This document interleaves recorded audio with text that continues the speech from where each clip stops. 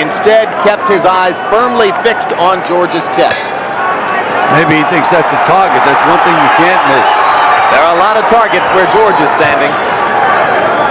Expect Moorer to start off working behind the right jab that served him so well in the battle with Holyfield. Jim, both fighters' best punch is their jab. Not as quick as Moorer's, and Moorer can hook off that jab, and George can't. Both men have landed early, beginning tastes of the opponent's power. And if you think you've seen Foreman's shorts before, they are the same trunks that he wore in the ring against Muhammad Ali, October 30, 1974 in Kinshasa, Zaire. And there's that hook off the jab by Moorer. The way I always have my guys fight when they're fighting a southpaw is move to the right, and that's what George is doing. Following Foreman as Foreman moves the left foot away from Moorer's right jab and tries to stay away from Moorer's left hand. Moorer not working with the left much so far, jabbing and hooking with the right. Moving now, he could be moving right into that clubbing right hand of George Foreman. George is a forest of defense up there. Right hand underneath for Foreman. Moorer has to reach up to stick the jab. Tough, Gil? He's knocking guys out when they're real big men, like Mike the Giant White went 10 with him, Bone Crusher Smith went 10. So big men apparently do bother Michael Moorer. A little bit nice right hand counter by George Foreman. Heavy contact for Foreman down the stretch of the first round.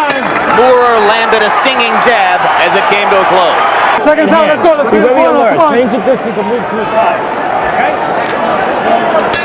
Angelo Dundee is identified as the cut man in Foreman's corner. You can see that they've greased up the left side of his face where the mouse begins to appear under his left eye. A stool in his corner.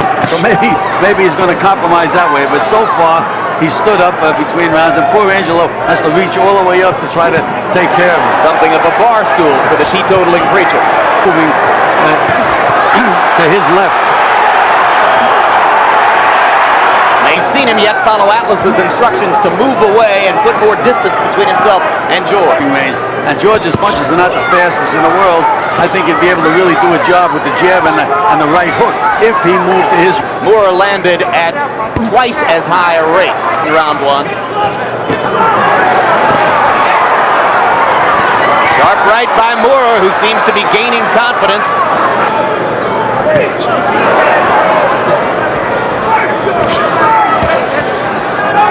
Round.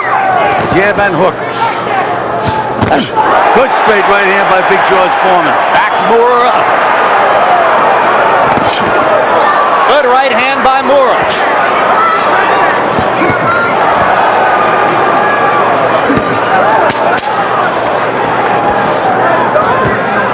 Solid right hand by Foreman. That time again from close range, he was able to throw the right hand lead.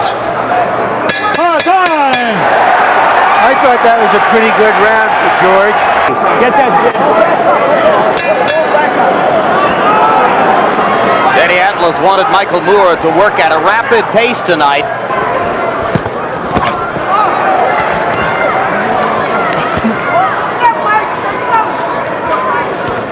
I had mentioned that both fighters' best punch has been their jab, and so far Moorer has scored a lot more with his jab and right hook, than George has. No work on the left eye between rounds in Foreman's corner. You notice Dundee calls him son. Same thing he used to call Sugar Ray Leonard. Foreman's right hand. That's correct. Atlas working as though his respect for Foreman decreases from round to round. I have a sense here, Gil, that Moorer feels as though he has felt Foreman's power and it's not going to hurt him. That could be a big mistake. Snap. His hands aren't as fast as they used to be, but the accumulation of punches about putting some pressure on you. And as Larry mentioned, which is true, he's really trying to put his will on Michael Moorer. George landed at 1-2, and then Moorer snaps his head back with 2 consecutive jabs. Imposing his will how, Gil?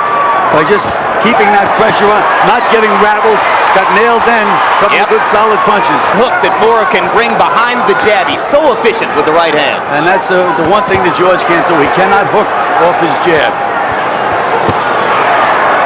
But again, he's throwing those clubbing punches now, and they can accumulate. Fighting. We've begun to think of them as being so intertwined that they're almost the same person in there. Moore misses with the right, but lands the left. You can see Foreman loading up with that right hand. I'm surprised that Moore couldn't see it. Well, I'm not sure he's worried about it, Gil. He's putting himself in positions where he'll take a lot of contacts. But he's not countering when George misses. Solid left hand over the top by Moore. Backing Foreman up again. The heavy blows in that round were landed by the champion. Trying to get those ponderous fists knocked down by virtually everyone. Well, again, he's a big, strong man, but the speed, he doesn't have the hand speed or the snap in those punches. They have to accumulate.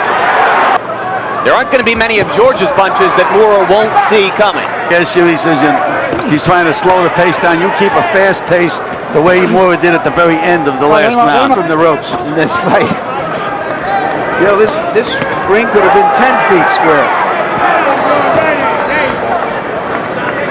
You think a big ring would help Michael Moore, but fighters, and again, trying to move. You got a nice combination by George and an answer back from Michael Moore. Foreman, but Moore continues to do pretty well. And that jab is really snapping George's head back now. And again, you know, with George, a 45-year-old skin, he should start to mark up from the result of those punches. Crowd goes nuts as George lands a pawing right hand. I can count 10 times that he's taken steps backward. And that can wear a fighter down. That's what we had mentioned. The fact that he puts that mental pressure on you by keep coming and clubbing at you. Clubbing the side, clubbing you on the head. Foreman's power and try to pound away with his right hand.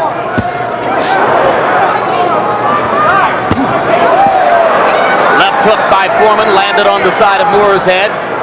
Just as the right hand lead ought to work in theory for Foreman, you should say the same thing about the left hand lead for Moore. But he works so much behind the right hand and so well.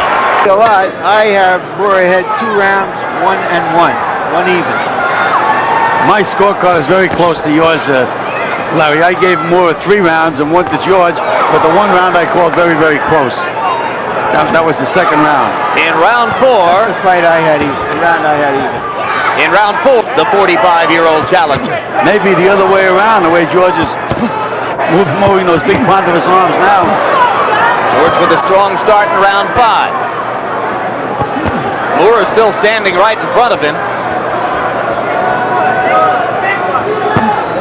And again, you see George clubbing away with those big ponderous arms, and they will get to you after a while. Yeah, if Moore's going to stand there, he'd do well to throw punches all the time. And Moore now is fighting with his mouth open. So some look at the weight, 222, 8 pounds more than what he brought into the ring against Holyfield, and say, well, maybe he's not in the same shape. There was a case where George set him up with that right hand, but just couldn't pull the trigger. That's those slowed reflexes. He didn't have the reflexes against Tommy Morrison, and as you get older, they don't figure to get any better.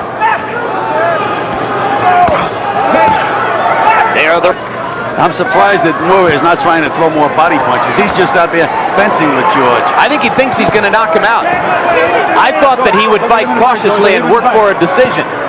But he now looks to me as though he thinks he's going to be able to knock Foreman out, and he thinks he'll do it by standing in front of him and trading shots.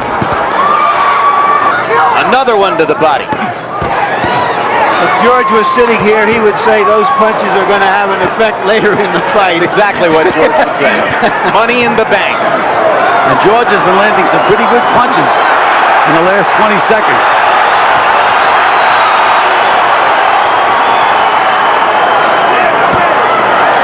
There's that straight right hand again from George.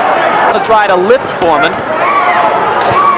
Here's a good snapping jab from George. And there are 2 right hands from Moore.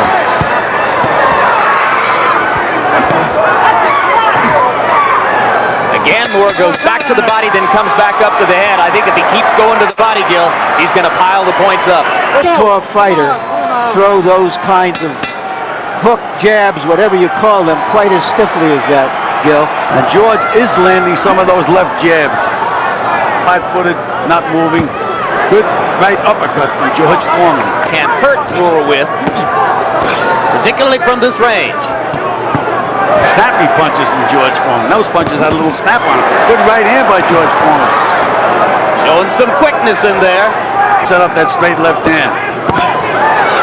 Moorer with an uppercut of his own, followed by a hook. Uppercut, hook, both with the right hand. There's Foreman coming up underneath.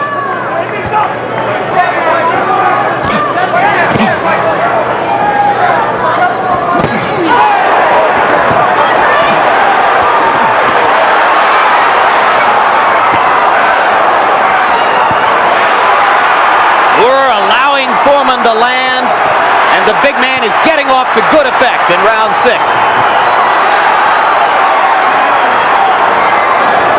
Also getting hit with some pretty solid counters from Michael Moorer. But what the crowd is responding to is that George's blows appear to be the heavier shots now.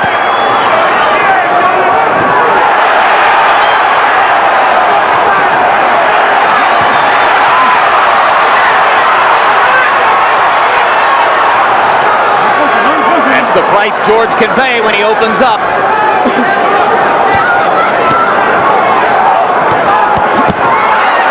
Solid right hand by Moorer. Foreman's left eye beginning to close.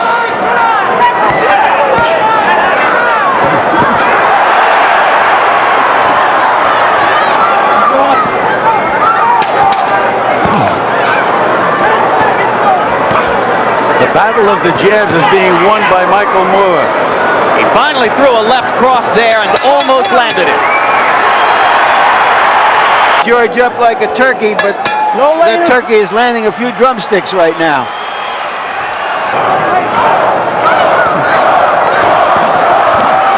And again, Moorer winning the battle of the jabs. Here comes the chance. So when they trade jabs, you see that as an advantage for Moorer. Absolutely. Pull the trigger. Michael Moorer was wide open for a right hand, but George couldn't let the punch go. Foreman landed underneath to the body. Now he's just walking around the ring, and again, Moorer walking right with him instead of using a little movement to set George up. Nice straight right hand down the pipe by George. He's going to himself, pop, pop, pop. Moorer so far prefers throwing the right hand to the left. He finally did it, didn't he? Yep. Now Michael is moving to his right the way I really think he should be moving. With metronome consistency. The myth of George's power has been exposed by Michael Moorer so far. He just doesn't have the quickness to make the force of a knockout. Teddy's having another big night. 7 rounds in the books. Harold Letterman, how do you see it so far? Jim, 6 rounds to 1, 69-64, a commanding 5-point lead for Michael Moorer. Big night. He'll have a big night if he can make Michael Moorer do what he wants him to do. Big right hand. That's the best right hand of the fight by George Foreman. And Moorer was hurt by that right hand, and he backs into a stationary position against the rope. And a right uppercut by George. George knows he hurt him. And now Moorer stops George in his tracks with a right. But here comes the big man again. Moorer almost got into that parallel position against the ropes, which has given him trouble before, Gil. That's one of a real no-no in boxing. I mean, that's one of the first things you learn. You never put your back flat against the ropes. And when Michael backed up off that right hand by Foreman, he almost did it. Near trip by George. They keep going. Referee Joe Cortez having a very quiet night in there, and that's good.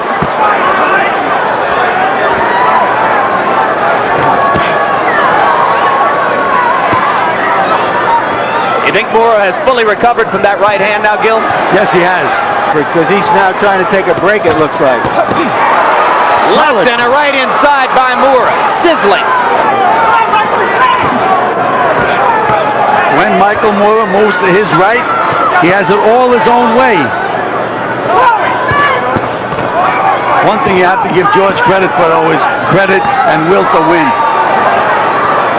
The early right hand by Foreman seemed to serve eventually as a wake-up call for Moorer, who has come on to have a very strong last 2 minutes in this round.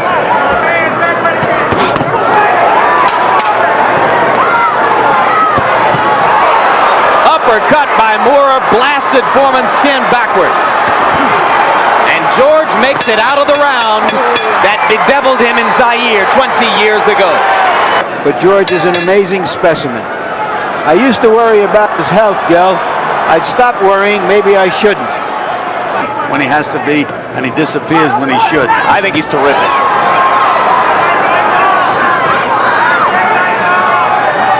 Ocean right that sailed over Moore's head by Foreman. At all, it makes him so much more effective. There he is again, just like a little slide to the right and snap the jab. It's when he stands in front of George and tries to fence with George that he's fighting George's fight. Benefit from the feint, right?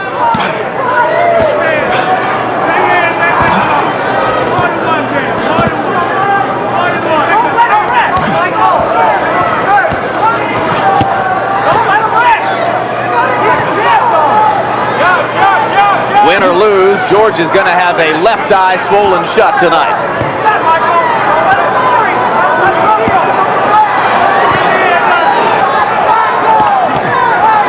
Right hand landed for Foreman.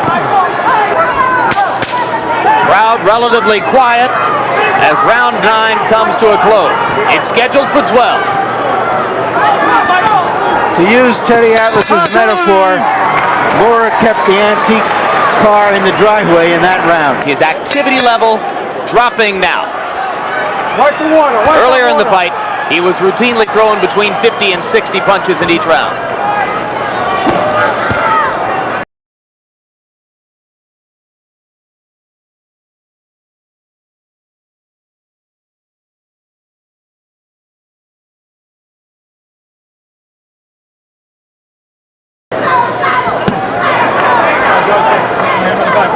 With a heavy shot on the hip from Foreman, and as he took that blow below the belt, Joe Cortez walked casually past Foreman and said, "George, don't do that." Right hand landed there, and another. And a right and a left, and suddenly Moore stops punching, and it's Foreman's initiative. And there's that competitive spirit of George is coming out again. He feels he's nailed Moore with a good punch, and he's a good finisher. He knows how to do it, but he's in with a tough guy. And remember, Atlas told Moore George is going to try to find a moment here to steal the crowd and get them psyched up. That looked like it might have been it for a while, but now George stops punching again and takes jabs for his trouble.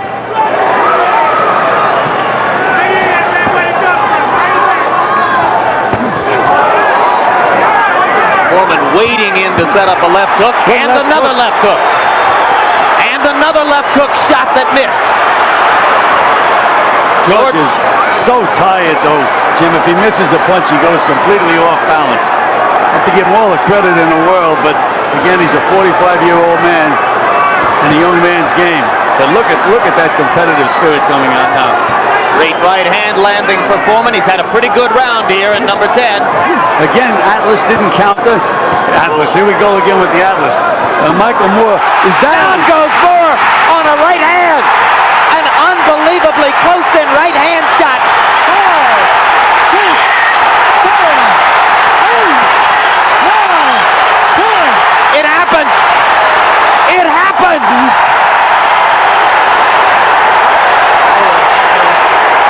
I can't believe it. I can't believe it.